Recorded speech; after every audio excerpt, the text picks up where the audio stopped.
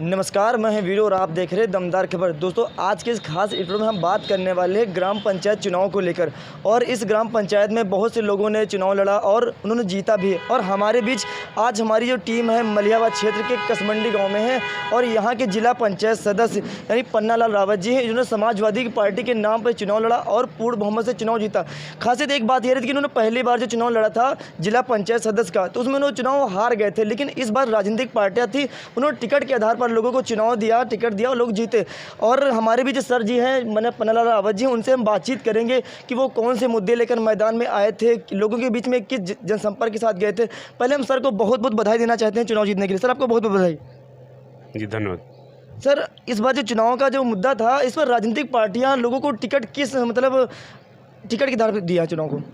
ये कि हमारे प्रत्याशी जब ज़्यादा होंगे तो समाजवादी वोट इधर उधर ज़्यादा बंटवारा हो जाएगी जी, इसलिए एक एक को करके दिया, समर्थित प्रत्याशी घोषित किया ताकि हमारा जो वोटर है एक जगह डाले और हमारे सारे प्रत्याशी जीत के आए। जी सर, आपने जब पहली बार चुनाव लड़ा था, अब हार गए थे, कैसा महसूस हुआ था पहली बार में आपको? कि हमने जितनी दौड़ भाग की और जिन लोगों से जितने ज़्यादा मिले उसी हिसाब से हमको वोट मिला। और हमारी पार्टी के कई प्रत्याशी लड़े और कई जगह हमारा वोट बट गया, इसीलिए हमारी हार हुई। जी सर, आपने जो पहली बार चुनाव लड़ा हार गए थे, लेकिन फिर भी आपने हिम्मत नहीं रखी और दोबारा आपने कैसी हिम्मत जुटाई कि हम इस बार फिर से मैदान में आएंगे और सफलता प्राप्त करेंगे? कैसा विश्वास क्या आपके पास रहा? लगातार पार्टी के तमाम उसूलों पे चलते रहे जी, और जनता की सुख दुख में शामिल होते रहे जी, और पार्टी का नियम कायदा कानून लोगों को बताते रहे जी, और भारतीय जनता पार्टी का जो रुख था उसके विरोध में जनता ने समाजवादी पार्टी का वोट देने का काम किया। जी सर, ये ग्राम पंचायत का चुनाव होता है, ये पार्टी के आधार पर लेवल का होता है, तो इसमें पार्टियाँ पर लोग कितना निर्भर करती हैं? मतलब जो ग्राम पंचायत का चुनाव होता है, लोग पार्टी के नाम पर वोट देते हैं। लोग पार्टी के नाम पे जिला पंचायत में वोट करने का काम करते हैं कि हम अपने पार्टी के जिला पंचायत प्रत्याशी को वोट देंगे ताकि हमारा जिला पंचायत अध्यक्ष पार्टी का बने और जो जिला पंचायत अध्यक्ष समाजवादी पार्टी का बने वो हमारे क्षेत्र में पूरा काम करेगा और आने वाले 2022 में हमारी सरकार को बल मिलेगा इससे और हमारी 2022 में सरकार बनेगी। जी सर, जो आपने उत्तर प्रदेश में कई राजनीतिक पार्टियां हैं, ठीक, आपने फिर समाजवादी को क्यों चुना? समाजवादी एक अच्छी पार्टी है, समाजवादी भरोसेमंद पार्टी है जी।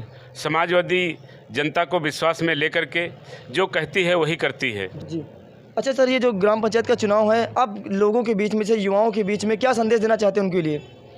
युवाओं को संदेश देना चाहते हैं कि आने वाले 2022 में जी समाजवादी सरकार बनाने के लिए जी आप भरोसे में रहें जी और सबको सम्मान और सबको बराबर का दर्जा जी समाजवादी पार्टी में ही मिलेगा जी। सर, महिलाओं के लिए जो इतनी महिलाएं होती हैं, आप महिलाओं की शिकायत होती है कि नेता लोग चुनाव जीतने के बाद गांव की समस्याओं को भूल जाते हैं, दोबारा गांव में नहीं आते, ऐसा महिलाओं की शिकायत होती है। अब इसकी जब समाजवादी सरकार आएगी जी तो ये महिलाओं की शिकायत हम लोग दूर करने का काम करेंगे जी। महिलाओं और पुरुषों को जी सबको भरोसे में रखेंगे जी। जो भी पार्टी द्वारा या जिला पंचायत से जो भी कार्य आएंगे उनको जनता को बुला करके उसी गांव में इकट्ठा करके और उनसे राय मशुरा लेकर के काम कराए जाएंगे ताकि वहां की पब्लिक संतुष्ट रहे जी। सर, जनता का ये कहना है चुनाव के समय में जो जनता उन नेता लोगों के साथ रहती है उन्हीं का विकास होता, सबका विकास नहीं होता, ऐसा हम लोग ग्राउंड रिपोर्टिंग करते हैं, ऐसा जनता का कहने का शिकायत आती है सामने। जो लोग पात्र होते हैं उन्हीं का विकास होता है, जो लोग अपात्र होते हैं उनका विकास नहीं हो पाता है जी। जैसे शौचालय, आवास जी या जो भी इस टाइप के जो पात्रता वाले हैं जी। बाकी जो नाली, खड़ंजा और रोडें वो सबके लिए बनाई जाती हैं जी। सर, आपके क्षेत्र में, आपके गांव में कोई खेलकूद का मैदान है? हमारे वहाँ कोई खेलकूद का मैदान नहीं है। सर, युवाओं की पहली पसंद होती है कि हमारे क्षेत्र में खेलकूद का मैदान होना चाहिए। जब ऐसी कोई प्रक्रिया जब आएगी तो खेलकूद का मैदान बनाया जाएगा जी। और ऐसी कोई सरकार ने कोई अभी वो नहीं जारी की है जी। कोई धन भी नहीं उपलब्ध कराया है जी। जिससे खेलकूद का मैदान बनाया सर, जाए। हम कहने का मतलब है, युवा लोग होते हैं, उनकी एक चॉइस होती है कि हमारे क्षेत्र का जो नेता हो हमारे लिए खेल कूद के मेहमान की व्यवस्था कराएं। कितना खरा उतरेंगे इस पर आप? अगर सरकार इसके लिए कोई धन अलग से उपलब्ध कराती है या खेलकूद मैदान के लिए स्पेशल धन देती है तो अवश्य बनाए जाएंगे। सर, ये जो जिला पंचायत का चुनाव था ये बहुत बड़ा चुनाव माना जाता है। इस बार समय भी कम पड़ा तो कम मिला है, तो कैसे कवर कर पा रहे थे आप? हम लोग जन जन जाके अपनी बात बताई और तमाम ऐसे अपने कार्यकर्ता लगाए जो घर घर जाके अपनी समाजवादी पार्टी के बारे में अपनी बातें बताई जी। और भारतीय जनता पार्टी से परेशान लोग जी समाजवादी पार्टी को वोट देने का काम किया। जी। सर, जो पंचायत चुनाव हैं आपने देखा होगा कि इस बार समाजवादी पार्टी का पंचायत चुनाव में दबदबा रहा। आखिर ऐसा क्यों रहा? क्योंकि उत्तर प्रदेश में तो बीजेपी सरकार है, फिर भी लोग समाजवादी को क्यों चुन रहे हैं?